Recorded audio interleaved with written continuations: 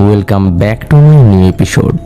সকলকে স্বাগত জানাচ্ছি প্রেত কাহিনীর 27 নম্বর এপিসোডে। ভয়েসে আমি ছোট্ট আছি তোমাদের সঙ্গে। আজ তোমাদের যেই ঘটনাটি শোনাতে চলেছি, ঘটনাটি বেশ ভয়ঙ্কর এবং তোমাদের সকলের পছন্দের কালো জাদুর ঘটনা। ঘটনাটি কতটা ভয়ঙ্কর সেটা পুরো ঘটনাটি শুনলেই বুঝতে পারবে। এবং আজকের ঘটনাটি একদিক থেকে স্পেশাল হতে চলেছে, কারণ আজকের ঘটনাটি পাঠিয়েছে বাংলাদেশ থেকে। এটা সত্যি আমাদের জন্য গর্বের বিষয়, কারণ শুধু ইন্ডিয়াতে নয়, বাংলাদেশের মানুষেরাও আমাদের পাশে আছে, আমাদের ফ্যামিলি মেম্বার হচ্ছে এবং আমাদেরকে ঘটনা শেয়ার করছে। তো এটা সত্যি আমাদের জন্য অনেক অনেক গর্বের বিষয়। তাই সকলের কাছে অনুরোধ রইল যে আজকের ঘটনাটিকে স্কিপ করবেন না, প্লিজ ঘটনাটি পুরো দেখুন। আশা করি ঘটনাটি সকলের ভালো লাগবে। তো ঘটনাতে যাওয়ার আগে চ্যানেল যারা নতুন হয়ে থাকবে চ্যানেলটিকে সাবস্ক্রাইব করে পাশে থাকা অল বেল আইকনটি প্রেস করে দেবে, যাতে সকল ঘটনাগুলি সবার আগে তোমাদের কাছে পৌঁছে যায়। এবং তোমাদের কাছেও যদি এরকম ভৌতিক বা অলৌকিক ঘটনা থেকে থাকে তো তোমরাও ঘটনা পাঠাতে পারো ডেসক্রিপশানে থাকা মেল এবং প্রেত কাহিনীর অফিসিয়াল হোয়াটসঅ্যাপ নম্বর থেকে। তো এখানে বেশি কথা বলবো না, আজকের ঘটনা পাঠিয়েছে আকিব হোসেন। আকিব হোসেন ঠিক যেইভাবে লিখে পাঠিয়েছে সেইভাবেই তোমাদেরকে শোনানোর চেষ্টা করছি। তো সরাসরি ঘটনাতে যাওয়া যাক।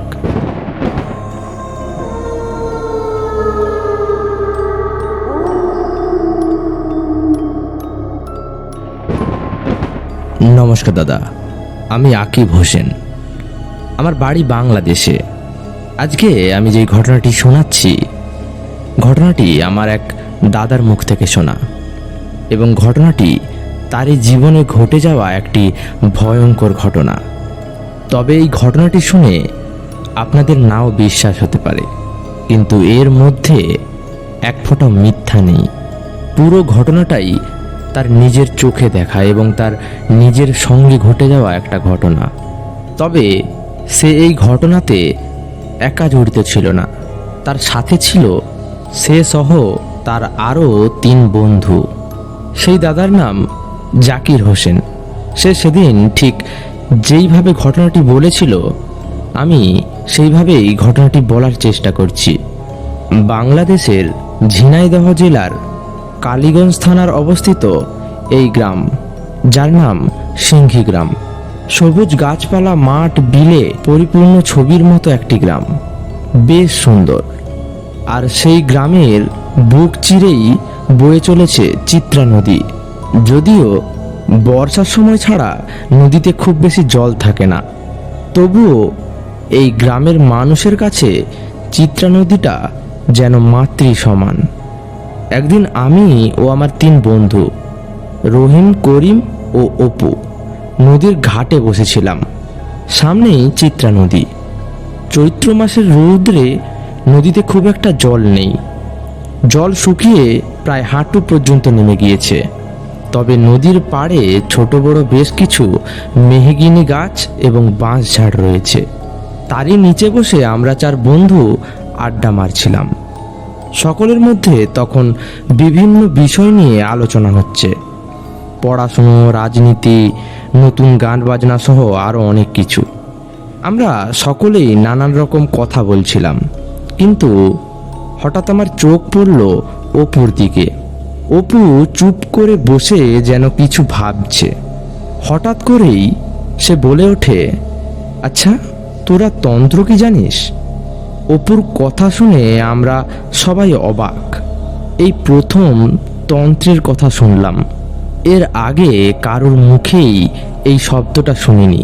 শব্দটা কি তার কিছুই আমার জানা ছিল না।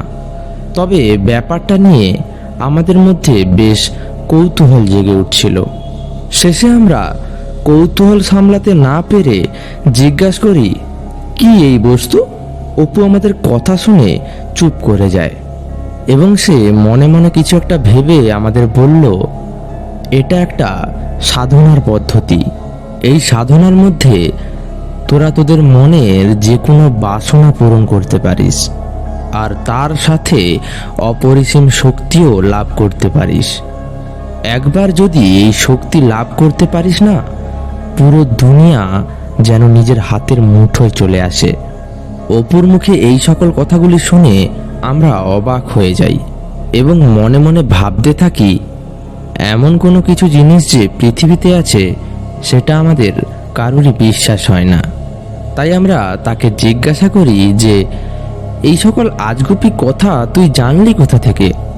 এর কোনো সত্যতা কি আদৌ আছে, নাকি সবটাই গুল মারছিস?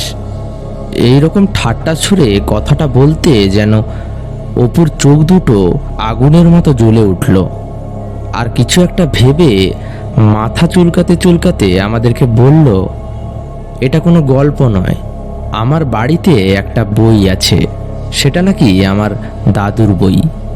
আর আমার দাদু নাকি অনেক বড় একটা কবিরাজ ছিলেন, জিনেদের নিয়ে কারবার করত।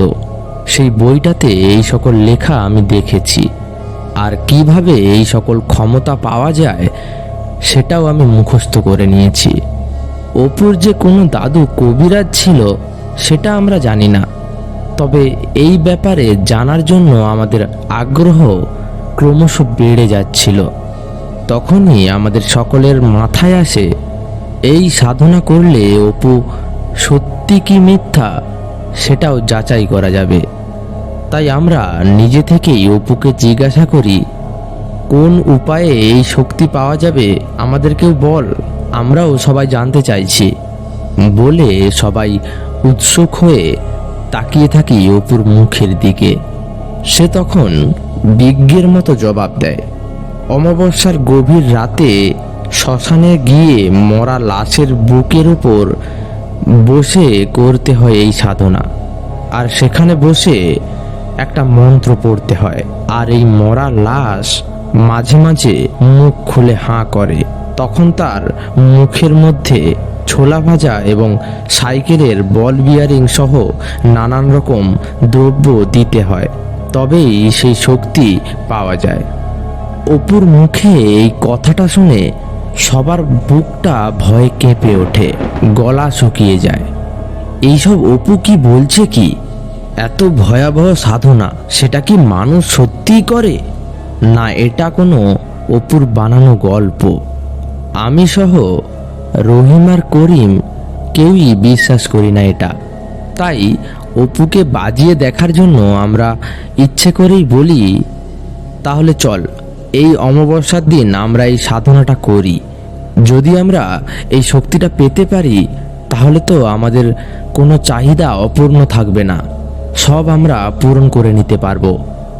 আমাদের এই কথাটা শুনে অপুর চোখ যেন চকচক করে ওঠে। অপু আনন্দের সহিত বলে, সত্যি যাবি? জানিস, আমি অনেক আগে থেকেই ভাবছিলাম এই সাধনা করার কথা, কিন্তু একা শ্মশানে যেতে সাহস জোগাতে পারছিলাম না। তোরা গেলে তো ভালোই হয়। তখন আমরা জবাব দিই, হ্যাঁ আমরা যাব, সব রকম ব্যবস্থা করতে হবে এবার। সবাই প্রস্তুত তো? তখন সবাই একসঙ্গেই বলে উঠল, হ্যাঁ হ্যাঁ আমরা সকলেই প্রস্তুত। তখন আমরা সকলেই রাজি হয়ে যাই। আমাদের সকলের মনের মধ্যেই একটা উত্তেজনা কাজ করছিল। এই প্রথম আমরা এমন কিছু করতে যাচ্ছি যা আমরা নিজেই কখনো বিশ্বাস করি না, কিন্তু তবুও কেন জানি মনের মধ্যে একটা ভয় কাজ করছে। তবে সত্যি মিথ্যে যাচাই করার কৌতূহল আমাদের মাথায় চড়ে গেছিল। এদিকে 3 দিন পর অমাবস্যা, তাই আমাদের খুব বেশি অপেক্ষা করতে হয়নি। খুব তাড়াতাড়ি আমরা আমাদের কৌতূহল দূর করতে পারবো, এটা ভেবেই কেমন জানি মনে মনে উৎসাহ হচ্ছিল। দেখতে দেখতে অমাবস্যার দিন চলে এলো। অমাবস্যার দিন বিকেলবেলা আমরা সবাই একত্রে মিলিত হই। অপু তখন আমাদের জানায় যে সাধনা রাত 12টায় করতে হয়, তার মানে আমাদের যেতে হবে প্রায় 11টার দিকে। কথাটা শুনে কেমন যেন বুকটা ধূপ করে উঠছিল। তবে অপুর কথা মতোই আমরা সকল জিনিসপত্র গুছিয়ে নিয়ে রাত 11টা নাগাদ শ্মশানের উদ্দেশ্যে রওনা দিই। আমাদের এলাকার আশেপাশে 2টো শ্মশান রয়েছে, একটা সিংহীবাজার কালীবাড়ি এবং আর একটা ভ্রগঞ্জের শ্মশান। তবে সাধনার জন্য ভ্রগঞ্জের শ্মশানটাই সব থেকে নিরাপদ, কারণ শ্মশানটা একটা বড় জঙ্গলের মধ্যে অবস্থিত। এখানে মানুষজনের চলাচল একেবারে নেই বললেই চলে, আর এই জন্যেই আমরা এই শ্মশানটাই বেছে নিয়েছি। তবে এই শ্মশান সম্পর্কে আরও কিছু বলা দরকার। এই শ্মশানটা অনেক দিনের পুরনো একটা শ্মশান। এখানে অনেক আগে থেকেই মানুষের দাহ করা হতো, কখনো পুড়িয়ে দেওয়া হতো, আবার কখনো মাটিতে পুঁতে রাখা হতো। এবং সেই শ্মশানের মধ্যে একটা অনেক পুরনো কালী মন্দির ছিল, যা সকলে খুঁজে পেত না। ঘন জঙ্গলের মধ্যে মন্দিরটা থাকায় খুব অল্প মানুষই সেই মন্দিরটার কাছে যেতে পারত। তাছাড়াও সেই শ্মশানের ব্যাপারে অনেক অদ্ভুত অদ্ভুত ভয়ঙ্কর ঘটনাও গ্রামে ছড়িয়ে ছিটিয়ে আছে, যা অবিশ্বাস্য হলেও সত্যি। প্রায় রাত 11:30 নাগাদ আমরা সকলে সেই শ্মশানে গিয়ে পৌঁছাই।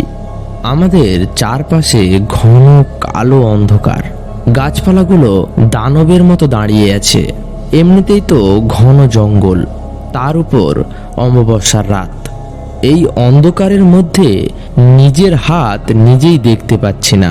চারপাশের নিস্তব্ধতা যেন বুকের মধ্যে কাঁটা দিয়ে যাচ্ছে। তবে আমরা বুকের মধ্যে সাহস নিয়ে চার্জার লাইট জ্বালিয়ে এগিয়ে যাচ্ছি পথ ধরে। কিছুক্ষণের মধ্যেই আমরা নদীর ধারে শ্মশানের উপর গিয়ে দাঁড়াই।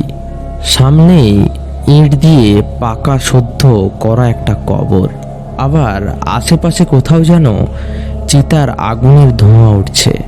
এইসব দেখেই আমরা তো ভয়ে কাঠ হয়ে গেছি। হঠাৎ করেই অপু আমাদের উদ্দেশ্যে বলে ওঠে, এখন মড়া তুলতে হবে, তোরা যা, নতুন ঝুরঝুরে মাটি দেখে খোঁড়া শুরু কর, ওখানে নতুন লাশ পাওয়া যাবে। তবে হ্যাঁ, দিন 5 আগে আমাদের গ্রামের এক পাগল জলে ডুবে মারা গেছিল। শুনেছি তাকেও নাকি এই শ্মশানেই পুঁতে রাখা হয়েছে। ওর লাশটা পেলে ভালো হয়। জলে ডোবা লাশ এই সাধনার জন্য বেশ ভালো। পাগলটা আমাদের গ্রামেরই, তবে সে কোথা থেকে এসেছে তা কেউ জানে না। সে হিন্দু না মুসলিম সেটাও কেউ জানে না। তাই তার মৃত্যুর পর তাকে ওই শ্মশানে কবর দেওয়া হয়েছিল। অপুর কথা মতো আমি ও রহিম আমরা দুজন এগিয়ে যাই শ্মশানের ভেতরে। নতুন গর্ত খোঁচা মাটি দেখে বুঝতে পারি এটা সেই পাগলটারই কবর। তাই এক মুহূর্ত দেরি না করে হাতের কোদালটা দিয়ে মাটি খুঁড়তে শুরু করি। অল্প কিছুক্ষণের মধ্যেই পাগলটার লাশ বাইরে বেরিয়ে আসে, আর সেই লাশটা দেখে বুকটা কেঁপে ওঠে। বাজে পচা গন্ধে নাকটা বন্ধ হয়ে আসছে, আর তার মুখে টর্চের আলো ফেলতেই দেখতে পারি পাগলের মৃত শরীরটা গলতে শুরু করেছে। তার ঠোঁট মুখে কোনো চামড়া নেই, শুধু সাদা দাঁত বাইরে বেরিয়ে আছে। তার চোখগুলো খোলা হয়ে আছে, চোখের উপরে যেন সাদা মাকড়সার জাল হয়ে আছে। এটা দেখেই ভয়ে জ্ঞান হারানোর মতো অবস্থা। ভয়ে বুকের ভিতরটা যেন দূর দূর করছে। তখনই হঠাৎ করে জঙ্গলের মধ্য থেকে শিয়ালের ভয়ঙ্কর চিৎকার ভেসে আসছে, যা শুনে আমার ও রহিমের অবস্থা আরও খারাপ হয়ে যায়। আমরা তখন যত তাড়াতাড়ি সম্ভব লাশটাকে কবর থেকে বাইরে নিয়ে আসি। অপু তখন আমাদের দিকে তাকায় এবং আমাদের উদ্দেশ্যে বলে, মোড়াটাকে একবার নদীর জলে ভালো করে স্নান করিয়ে নিয়ে আয়। তার কথা মতো আমরা লাশটিকে নদীতে স্নান করাতে নিয়ে যাই। তারপর নদীর স্বচ্ছ জলে লাশটা একেবারে ধুয়ে পরিষ্কার করে নিই। একটা পচা গন্ধে যেন নদীর জলটা একেবারে বিষাক্ত হয়ে গেছে। এদিকে অপু আর করিম 4টে বাঁশ ভালো করে পুঁতে ফেলেছে। আমাদের চিৎকার করে বলে, তাড়াতাড়ি মড়াটা নিয়ে আয়, সময় চলে যাচ্ছে। আমি আর রহিম মিলে মড়াটা ওদের কাছে নিয়ে যাই। অপু সেই পুঁতে রাখা বাঁশগুলোর মধ্যে সেই লাশটার হাত পাগুলো বাঁধল। আর তারপর সকলকে উদ্দেশ্য করে বলল, কিরে, কে বসবি সাধনাতে? আমরা কেউই বসতে রাজি হইনি, কারোরই ওই সাধনায় বসতে সাহস কুলোয় না। শেষে অপু নিজেই বলে যে বেশ, তোদের কাউকেই বসতে হবে না, আমি একাই সাধনাতে বসছি। তবে আমি যখন সাধনাতে বসবো তখন তোরা আমার থেকে একটু দূরে থাকিস, কেউ আমাকে তখন বিরক্ত করবি না। তার আগে আমি নদী থেকে একটা ডুব দিয়ে আসি, দাঁড়া।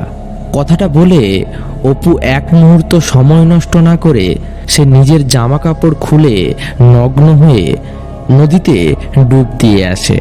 তারপর সেই লাশের হাত পা বাঁধা উলঙ্গ শরীরের ওপর এসে বসে। অপুর কথা মতো ততক্ষণে আমরা একটু দূরে এসে দাঁড়িয়েছি।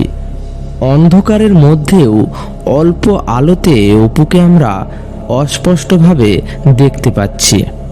সে সেই লাশটার ওপর বসে আছে আর অন্য কোনো ভাষায় সে যেন কিছু একটা বলছে, তবে সেটা যে কি বলছে তা আমরা কেউই বুঝতে পারছি না। তখনই হঠাৎ করে আবার চারপাশ থেকে শেয়ালের চিৎকার ভেসে আসছে, সাথে ঝিঝি পোকাগুলো যেন কোনো বিপদের সংকেত দিচ্ছে।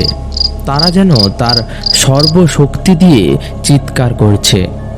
আমরা তিনজন দূরে দাঁড়িয়ে আছি, শরীরটা কেমন যেন ভার ভার হয়ে আসছে। কিছুক্ষণ পর আমাদের মনে হয় চারিদিকের বাতাস যেন বন্ধ হয়ে গেছে। হঠাৎ করে একটা উৎকট পচা গন্ধ আমাদের নাকে ভেসে আসছে। কোনো ক্রমে নিজেদেরকে সামলে নিয়ে সামনের দিকে তাকিয়ে থাকি।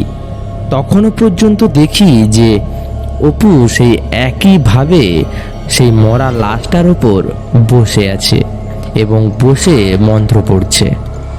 মাঝে মাঝে সেই লাশটা হাঁ করছে এবং অপু সেই সকল দরকারি জিনিসপত্রগুলো তার মুখের মধ্যে দিচ্ছে।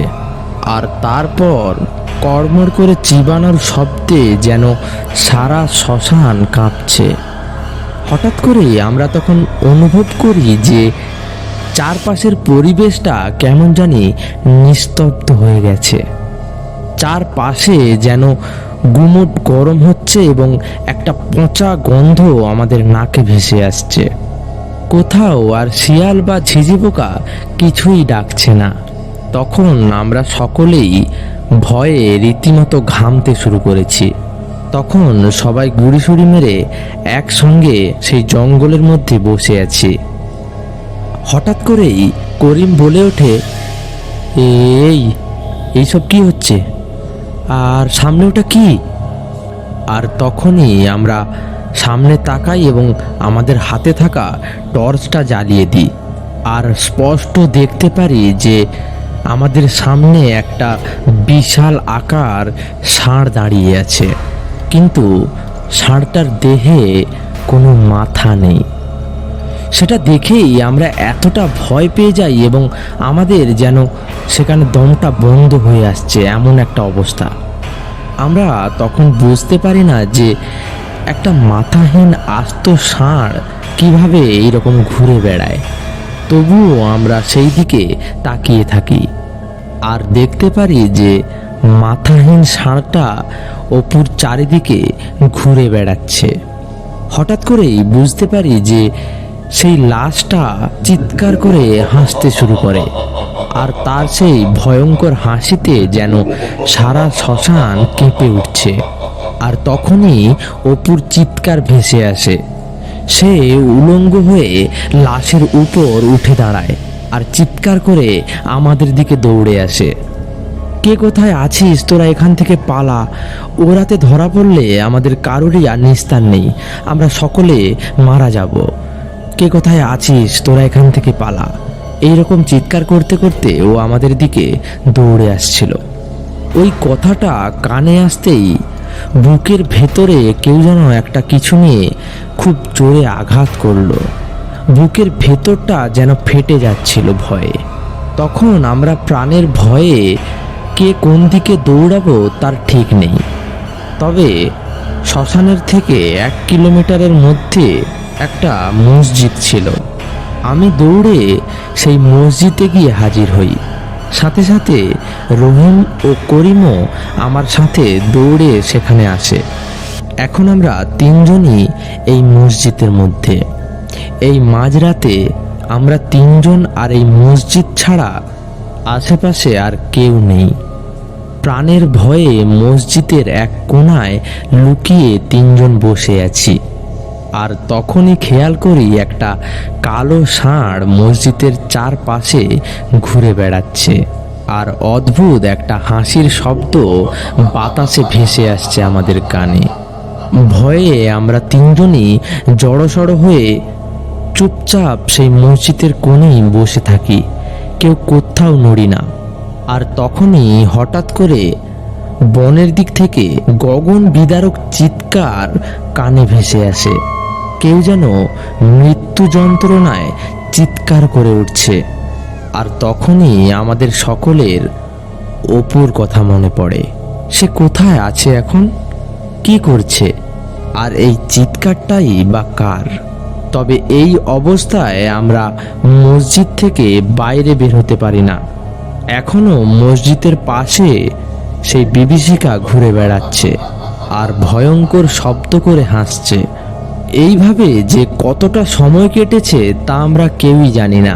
কখন যে ভোরের আজানের সময় হয়ে গেছে আমরা কেউই বুঝতে পারিনি।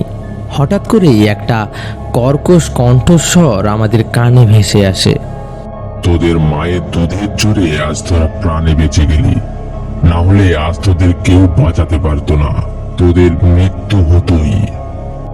কথাটা বলেই যেন সবকিছু চুপচাপ হয়ে যায়। আমাদের ভয়ে তখন বুক যেন পুরো শুকিয়ে গেছে। আর তখনই বাইরে মসজিদের ইমাম সাহেব এসে দাঁড়ায়। মসজিদে ঢুকে আমাদের এই অবস্থা দেখে তিনি জানতে চান। তখন আমরা তাকে সব কিছুটা খুলে বলি। সব কিছু শুনে তিনি আমাদের রীতিমতো ধমক দেয় আর বলে এইসব কোনো ছেলে খেলা নয়। না জেনে শুনে আগুন নিয়ে খেলতে গেলে সেই আগুনে পুড়তে হবে। তোমরা মসজিদে আসতে পেরেছো বলে আজ প্রাণে বেঁচে আছো, না হলে এতক্ষণে তোমাদের কোথাও খুঁজে পাওয়া যেত না। তখন আমরা অপুর কথাটাও ইমাম সাহেবকে জিজ্ঞাসা করি এবং ইমাম সাহেব আমাদের বলেন তাকে আর কোনোদিন খুঁজে পাওয়া যাবে না, ওর কথা ছাড়ো। এবার তোমরা এখান থেকে কিভাবে বাঁচবে তাই ভাবো। সে তোমাদের মারতে না পারলেও তোমাদের ক্ষতি সে ঠিকই করবে। ইমাম সাহেব তখন আরও কিছু কথা বলে আমাদের ঝাড়ফুঁক দিয়ে বাড়ি পাঠিয়ে দেয়। তবে এরপর আর কোনোদিন আমরা অপুর খোঁজ পাইনি। আর সেই শক্তি সত্যিই আমাদের ক্ষতি করেছিল। আমরা তিনজনেই প্রায় 6 মাস পাগলের মতো ছিলাম, পাগলের মতো আবভাব করতাম। অনেক ঝাড়ফুঁক এবং নানান রকম ওঝা দেখিয়ে তবে আমরা ঠিক হয়েছি। আর এই জন্যই তোমাদের সাথে এতদিন দেখা হয়নি। এই বলেই দাদা তার ঘটনাটি শেষ করেছিল।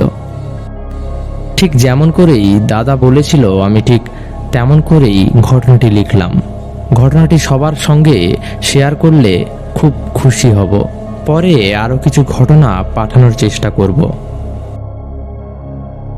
অনেক ধন্যবাদ আকিব হোসেনকে এত সুন্দর, এতটা ভয়ঙ্কর একটা ঘটনা আমাদের প্রেতকাহিনী পরিবারের সঙ্গে শেয়ার করার জন্য। এবং এটাও আমাদের প্রেতকাহিনী পরিবারের জন্য অনেক গর্বের বিষয় যে শুধু ইন্ডিয়াতেই নয়, বাংলাদেশের মানুষরাও আমাদেরকে ভালোবাসা দিচ্ছে এবং ভবিষ্যতে যেন আরও ভালোবাসা এবং আরও সাপোর্ট আমরা পাই, এটাই আশা রাখবো।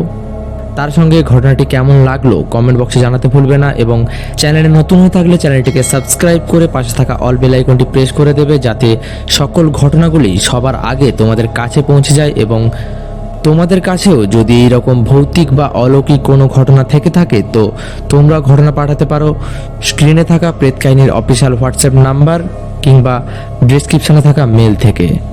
দেখা হচ্ছে পরের এপিসোডে আরও ভয়ানক ঘটনা নিয়ে। আজকের মতো সকলকে বাই।